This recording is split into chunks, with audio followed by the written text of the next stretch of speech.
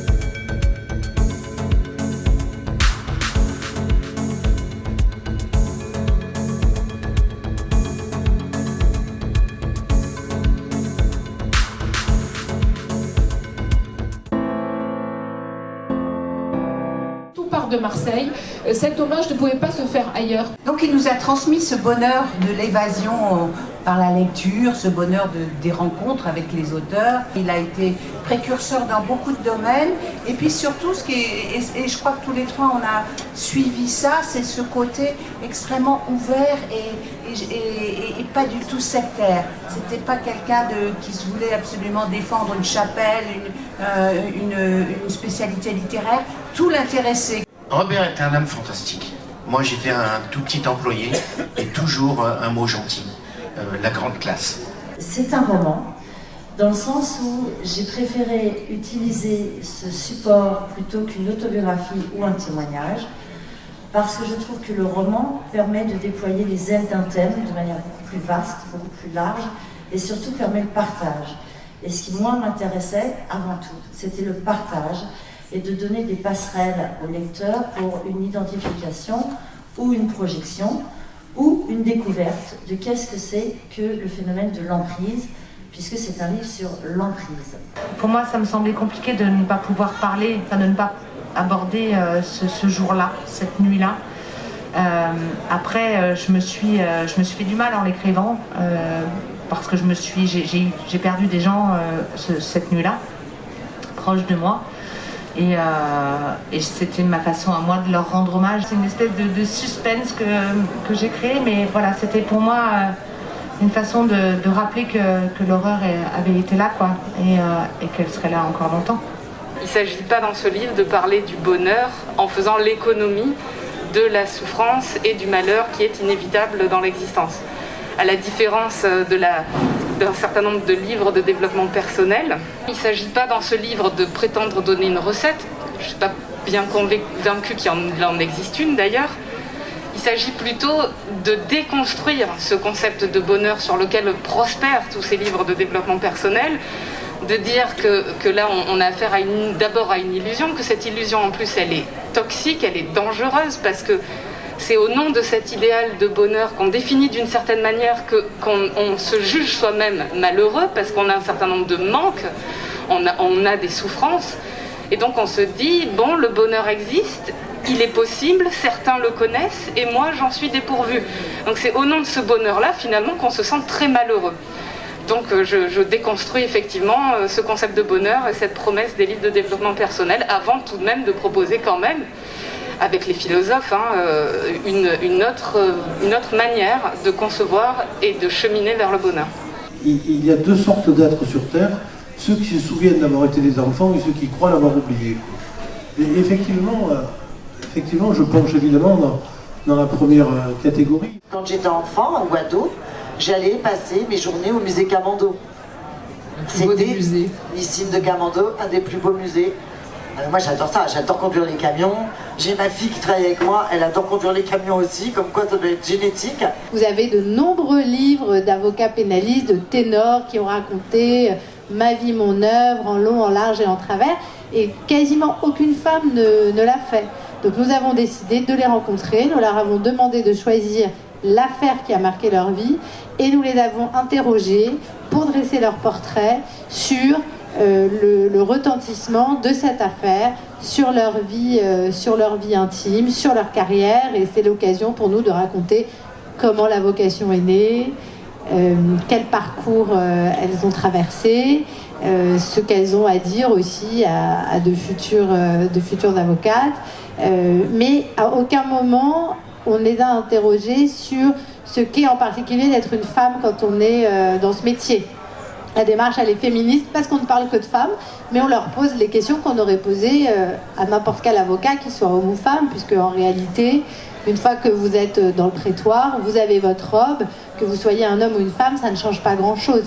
Sa femme Lucette a toujours poursuivi, bien sûr, cette volonté de Céline d'interdire la réédition de tous ces pamphlets antisémites.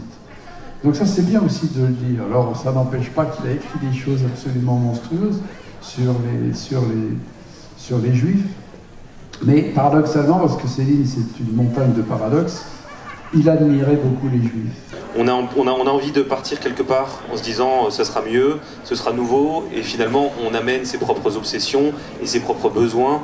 Et donc il y a beaucoup de citadins effectivement qui, s'installant à la campagne, cherchent à retrouver l'esprit de la ville là où ils vont, sans être capable ou sans avoir la volonté ou même la curiosité de découvrir la vie telle qu'elle est et de s'installer, enfin de faire comme les Romains à Rome en fait. Notre vie est faite de rencontres imprévues qui tracent notre destinée, c'est-à-dire qu'on se croit destiné à des tas de choses, on prévoit toujours des tas de choses et ça se passe toujours autrement.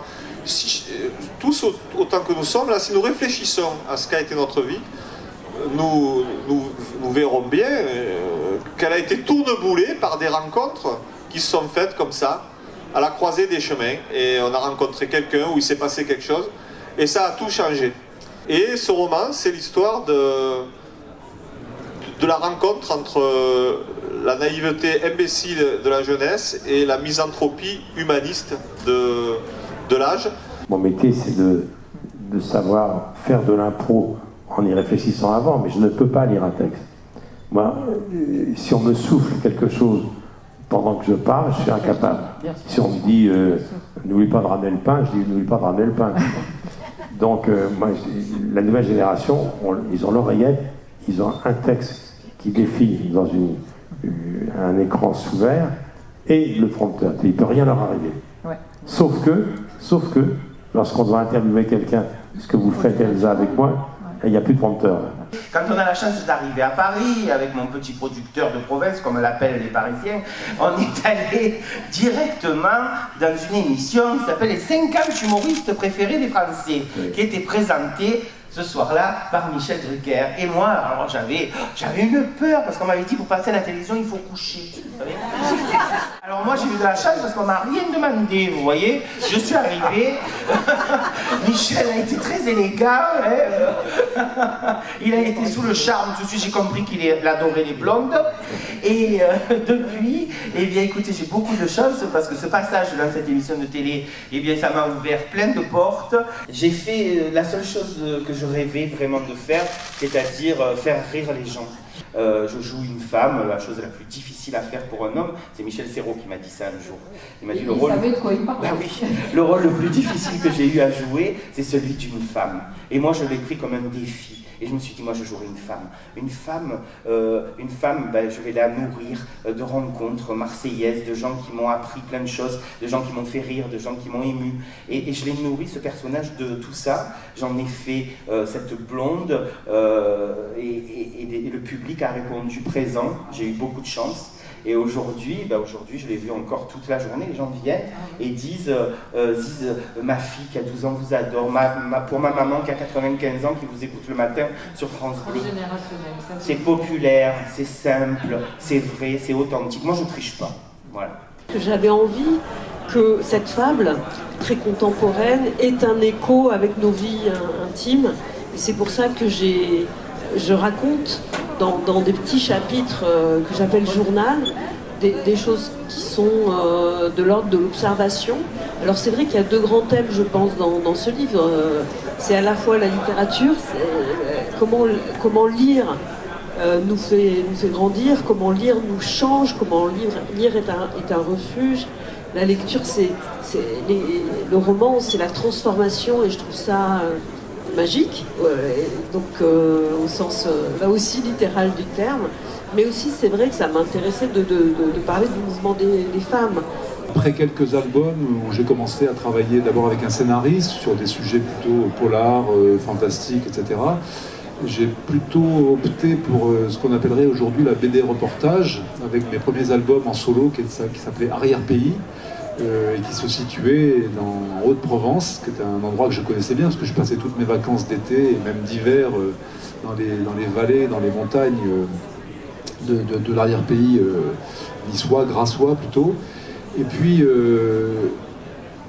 après quelques albums de cette veine-là, j'ai essayé simplement de savoir d'où je venais. Enfin, c'était quoi cette histoire de la France en Algérie, ces 132 ans de présence, et qui avait donné cette histoire-là, dont j'étais le produit, en fin de compte. Je suis assez représentatif de ce qu'on appelle les pieds noirs, en fait. Mais cette histoire-là, justement, était très peu racontée, ou en tout cas racontée de façon très partisane à cette époque-là. Et dans les années 80, vraiment, j'ai eu envie d'approfondir un peu cette histoire familiale. Et en creusant dans l'histoire familiale, en fait, je suis assez vite parti sur les traités historiques sur cette histoire. Et j'ai eu envie de remonter dès le début de la conquête, parce que pour moi c'était logique d'essayer de comprendre cette histoire par le début. Et ça a été le premier carnet d'Orient, puisque l'histoire d'un peintre, j'ai découvert à ce moment-là, même si je connaissais évidemment la peinture de Delacroix, j'ai découvert ces carnets du Maroc en 1832, et ça a été le déclic pour moi de raconter cette histoire qui soit du point de vue d'un peintre voyageur et qui raconte son parcours pendant cette période de la conquête. Puis tout ça s'est enchaîné par la suite. Jean Moulin, lui, était dans une optique assez méfiante vis-à-vis des communistes, même si, par la force des choses, étant donné le poids acquis par la résistance communiste, il va être contraint de les intégrer, et dans un rapport un peu gagnant-gagnant, aussi bien pour la mouvance communiste que pour De Gaulle, puisque De Gaulle pouvait se prévaloir du soutien de ce parti communiste clandestin très actif dans la résistance, tout en donnant des gages aux communistes qui pouvaient faire leur retour dans le jeu politique. Un gendarme est fait pour arrêter les voleurs, globalement. On ne pense pas à autre chose. Il n'est pas fait pour être un pot de fleurs sur la route, comme on le présente trop souvent. Il n'est pas fait pour embêter les gens sur le terrain, en milieu rural, périurbain ou ailleurs. Il est là d'abord pour arrêter les criminels. Et il a été créé pour ça, il y a 9 siècles, au sein des armées, d'où son statut militaire. Il était là pour essayer d'interpeller les bandits, les voleurs, les soldats dévoyés, la soldatesque dévoyée. Puis, son champ de compétences s'est élargi et il a donc il a entrepris de résoudre les crimes et les délits. Et à titre d'information, il y a à peu près en France entre 400 et 800 homicides par an. Nos collègues de la police nationale en traitent la moitié et l'autre moitié est traitée par la gendarmerie, tout simplement. Donc il y a un équilibre entre les forces qui se retrouve aussi dans le traitement de la grande criminalité. C'est justement ça qui m'a beaucoup intéressé, c'est que c'était a priori très romanesque parce que c'était une mission impossible. Pour donc resituer le contexte d'une prévôté de gendarmerie en 1915, ils étaient 22 pour une division. Une division, c'était 15 à 18 000 hommes. Ils étaient 22 et à 22, ils devaient arrêter les déserteurs, transférer les prisonniers de guerre, surveiller la prison. Il devait empêcher la prostitution illégale, fermer les débits de boissons illégaux et assurer l'ordre d'une manière générale. Et même quand il y avait, et c'est le cas dans le bouquin à un moment donné, une enquête de police judiciaire, c'était également à eux de l'assurer. Et ils étaient unanimement détestés et haïs quasiment par tout le reste de l'armée. Alors pour plusieurs raisons. Premièrement parce que c'était des gendarmes, je pense, hein, on va pas se mentir. Voilà la haine du gendarme, aussi parce que l'armée était constituée à 95% de conscrits qui étaient là parce que c'était leur devoir, qu'ils devaient être là, mais ils n'étaient pas forcément volontaires. Ils montaient au front pendant 5 jours d'affilée où ils risquaient leur vie tous les jours. Et quand ils avaient quelques jours de repos à l'arrière, là, il y avait les gendarmes pour les surveiller et les empêcher de faire la fête et de se détendre un peu. Et en plus, les gendarmes, eux, ne montaient pas au front, en première ligne. Comme tout un chacun, j'entendais beaucoup parler des violences conjugales, mais je ne parvenais pas à mettre tout ce qu'il fallait derrière. C'est-à-dire que pour moi, ça restait un phénomène de société que je ne comprenais pas et que j'ai souhaité comprendre. Et donc, c'est en commençant à rencontrer des personnes qui ont souffert ou qui souffrent encore aujourd'hui de violences conjugales que j'ai vraiment compris le mécanisme d'emprise, en fait, hein, qui fait de ces femmes des femmes qu'on appelle victimes de violences conjugales, étant entendu, et j'insiste sur ce point, que violence conjugale ne s'arrête pas ou ne démarre pas, je veux dire, avec des coups physiques nécessairement. Au cours d'une discussion avec des amis à table sur les féminicides, qui malheureusement font la une des journaux, quelqu'un a dit il y a aussi des hommes battus par leurs femmes, mais on n'en parle pas parce que c'est tabou. Et c'est le mot tabou qui a clignoté dans ma tête, parce que j'aime bien les sujets un peu originaux, les sujets qui grattent, et du coup je me suis documenté sur non pas ce phénomène, mais ce fait de société. Qui sont les hommes battus, qui sont les femmes violentes aussi, parce que quand on parle d'hommes battus, on parle de femmes violentes. Et à ce moment-là, j'ai ouvert comme ça des portes qui traitent non seulement du patriarcat, mais aussi du féminisme, des rapports de force, des rôles inversés. Et le sujet m'a complètement fasciné au point où je suis encore très intéressé à chaque fois qu'il y a un documentaire à la télé. Mais j'avais conscience que l'inversion des rôles pouvait aussi déranger.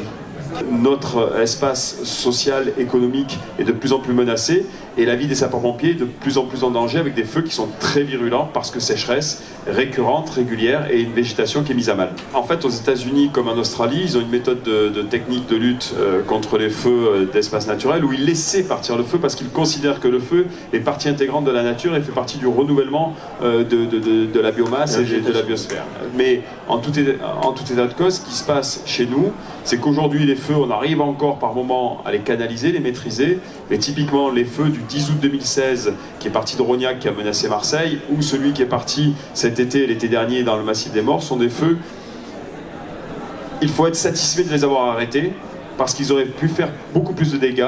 Et aujourd'hui le feu que l'on craint typiquement, c'est le feu qui pourrait partir des confins du Vaucluse, Alpes de Haute-Provence, Bouches-du-Rhône, et qui pourrait aller jusque dans les Alpes-Maritimes parce qu'il y a une forme de continuité de massif.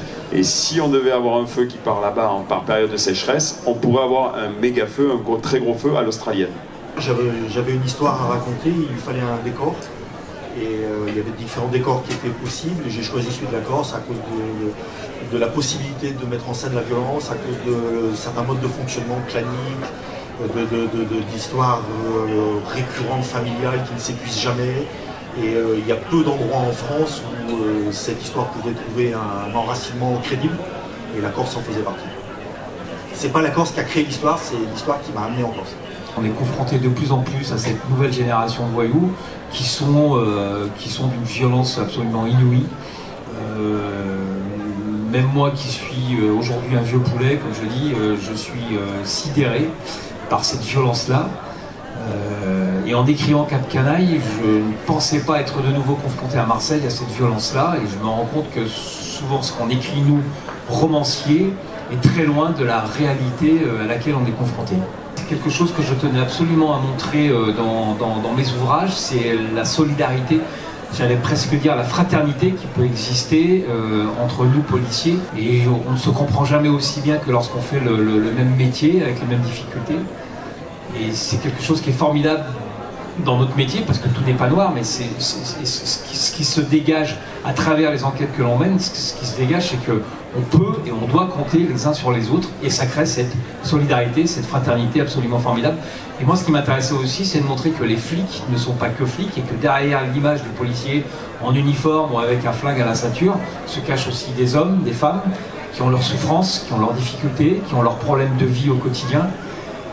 Et il faut malgré tout, tout ça, qui continue aussi à enquêter sur des faits qui sont particulièrement sordides.